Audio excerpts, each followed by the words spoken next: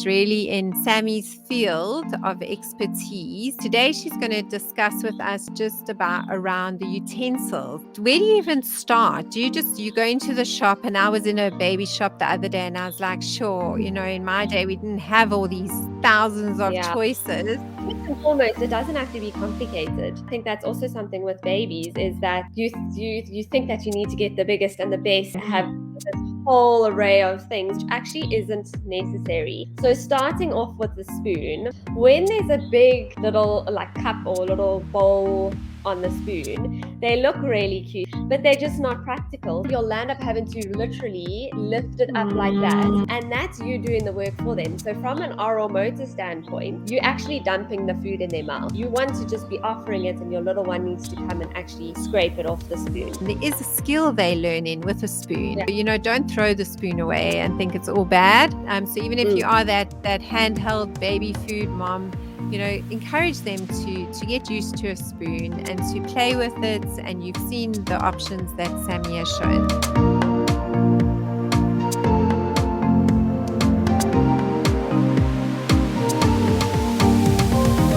Hi moms and dads, and welcome to Let's Talk Baby. I'm Kath McGaw. I'm a pediatric dietitian and joined by Sammy, who's my co-host. She's a pediatric speech pathologist and a feed-in therapist.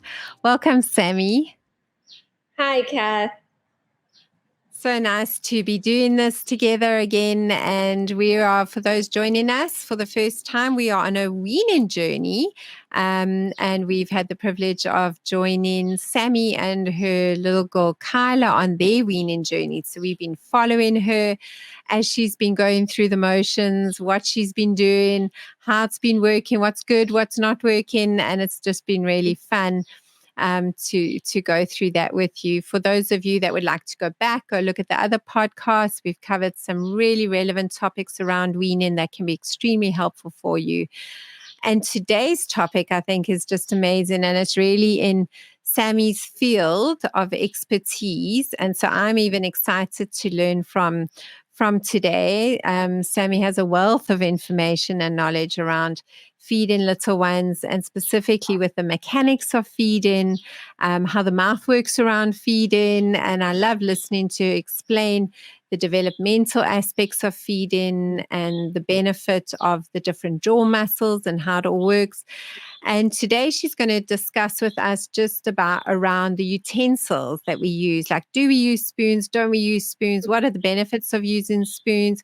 Do we use bowls? Don't we use bowls? How does that work?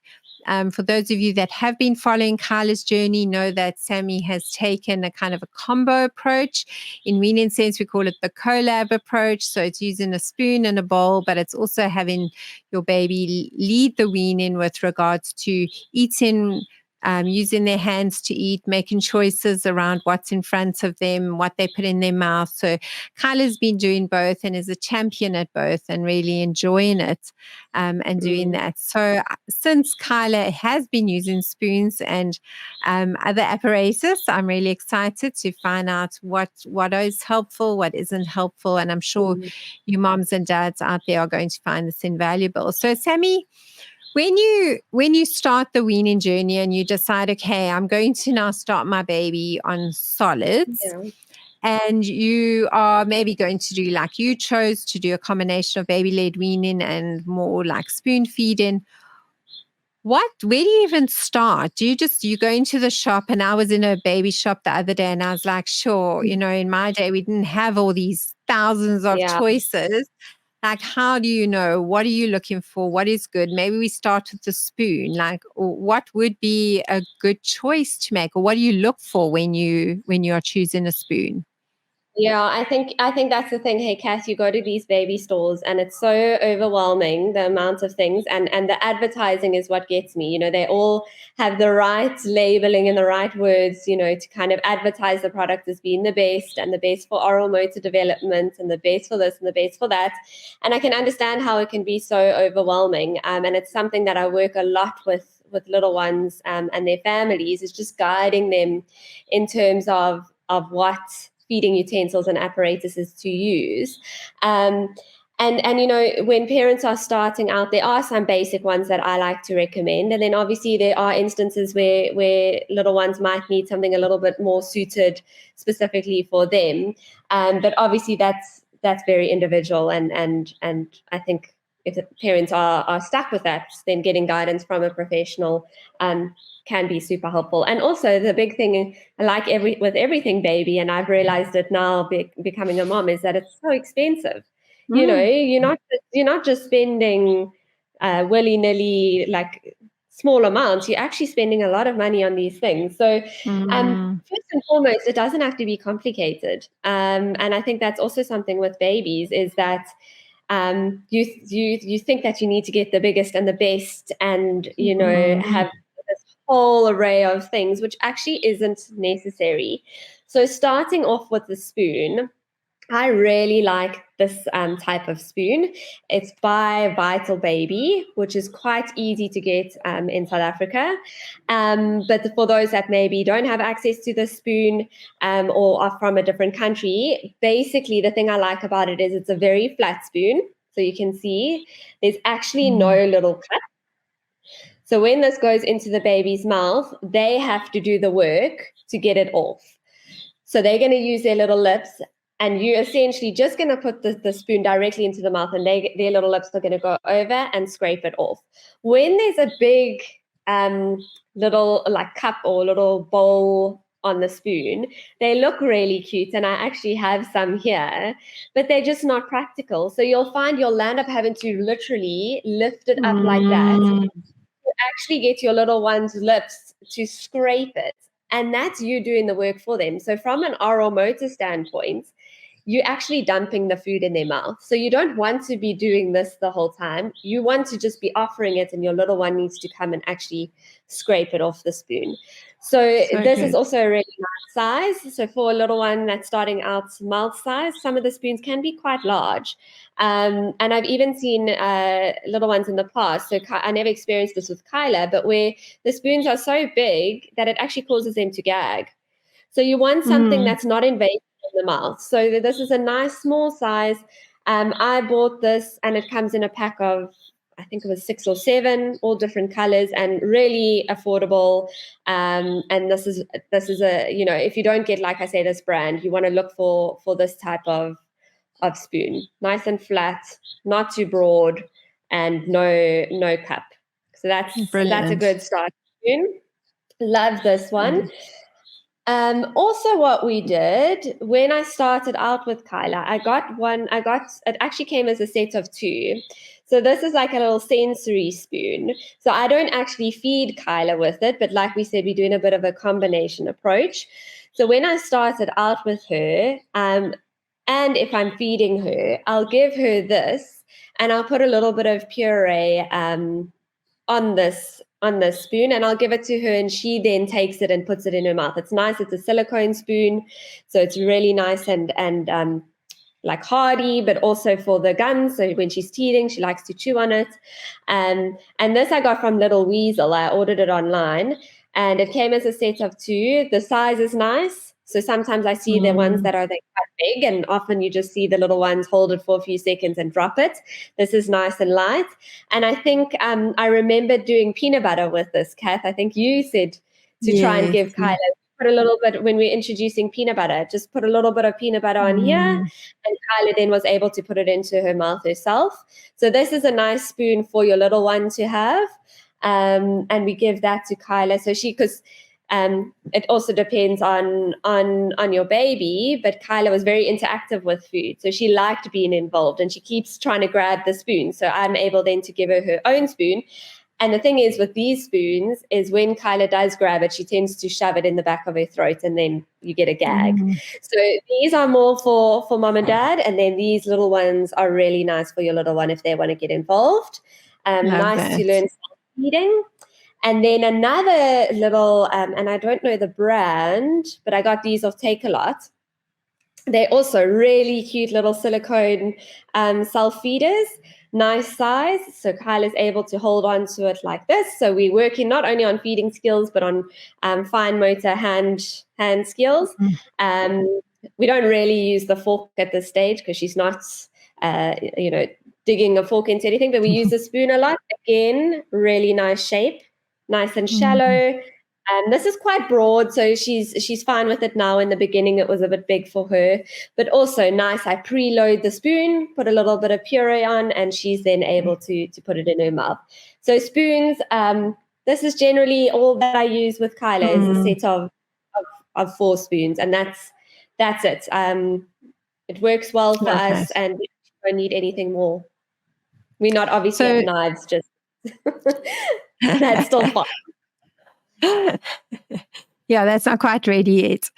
But I just love that. I love the interactive spoon concept. I love the spoon that almost creates work. And, we speak a lot in our podcast about the developmental elements of feeding and that feeding development, and so the spoon where she's got to do the work. And I remember feeding my babies and dumping food, like you say, because, we didn't have the knowledge or the variety. And so there was a lot of dumping going on, if I think back. And I just love that the baby gets to engage and strengthen, because as we know, when they are strong and they're competent to do something, they're more likely to want to do it. And yeah, I just love that. And I love the practicality also of the size, because I think that's also very important, not these huge, humongous things that are heavy, and then when you said, then they drop it because it's heavy. And that's actually really, really clever as well. So thank you for that. And then obviously, there's some, whether you are doing baby-led weaning exclusively or whether you're doing a combination of, both, or you're doing spoon bowl feeding, what sort of containers or apparatus make sense for babies to have food in? Because whether you are, we often speak about it. We don't want to create these 2 groups between baby-led weaners and the spoon feeders. In my mind, it should be everyone doing everything, and it shouldn't be one or the other.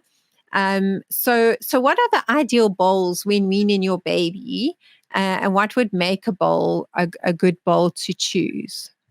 Yeah. So, look, bowl wise, you're not really going to go too wrong. You obviously want a good, a safe material. So you want one that, if you're going to put hot stuff in, it's going to be able to handle the heat. If you're putting it in the microwave, it slipped my mind now, Kath, but what is the product called where it's something free? Let me see if it says it on here. BPA free. BPA free. There we go. BPA so you want to just look at at those things. Does it wash well in the dishwasher or by hand? I tend to like bowls. So in our instance with Kyla, when we offer her foods for her to eat, we put it on her little tray table, or we put it in a little plate that I'll show you now. We are mostly feeding from the bowls, so I again just use a variety of what we've got. But I really like the bowls that have like a little suction. So also silicone, and they've got a little suction underneath, and you're able to sort of put it straight down onto the table. So when I am using those, then I can suction it onto the tray table. Kyla's able to put her hand in if she wants to kind of get messy with it, and we're not going to have a bowl full of food flying all over the show.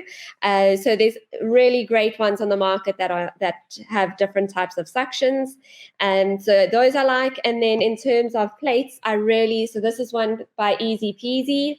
It's an overseas brand, but you do get it in South Africa, and you also just get there's actually a lot of other brands that do similar shapes. It's really nice because it's silicone, and it also is non-slip, so you can kind of put it on the table and it's going to sit there. When I have given Kyla some of her self-feeding foods, I'll just put some of the sort of like, let's say, pieces of sweet potato in here, some banana, and then some other thing at the bottom. But obviously this is going to come more into play as she gets a little bit older, and we are offering her sort of more soft solids and self-feeding foods, and we're moving away from the puree. So these are really nice little plates. I know a lot of kids, they like to kind of keep things separate, so little little sort of separate compartments is always nice. So this is a really good one. We use this it's called the mini mat, quite often as well when we're offering her finger foods. Mm. Yeah, I love the silicone suction idea because, Yeah.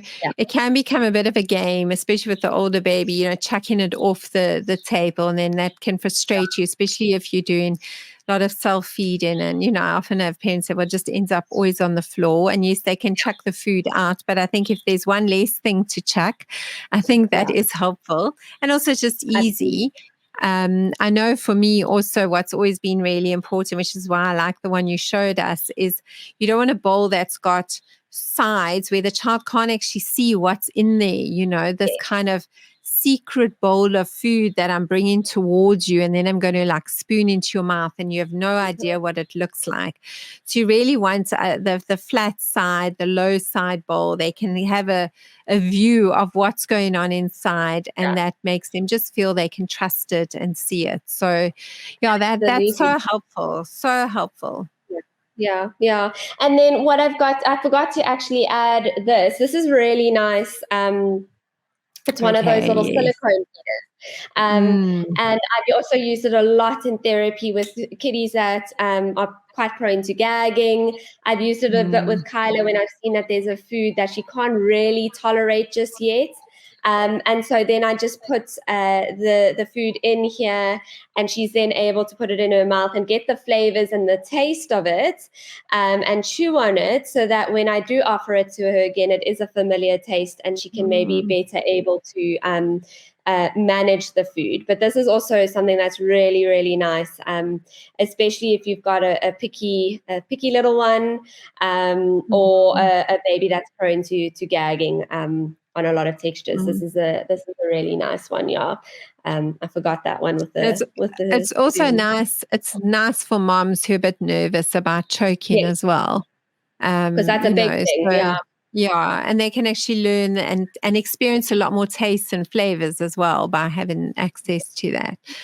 Yeah, that's wonderful. It's like I wasn't comfortable putting or giving Kyla berries just yet that weren't in their whole form, like a strawberry or blueberries. So you can put it in there. I just put it in here, and that made me feel a little bit at ease that she was getting the taste of it, but I wasn't worried about her choking on it. So it is it's a nice transitional item. Yeah, I love that. I love that. So basically, just moms and dads, you see that there is a variety. We've tried to narrow it down for you, give you the tips as to why we choose in certain things.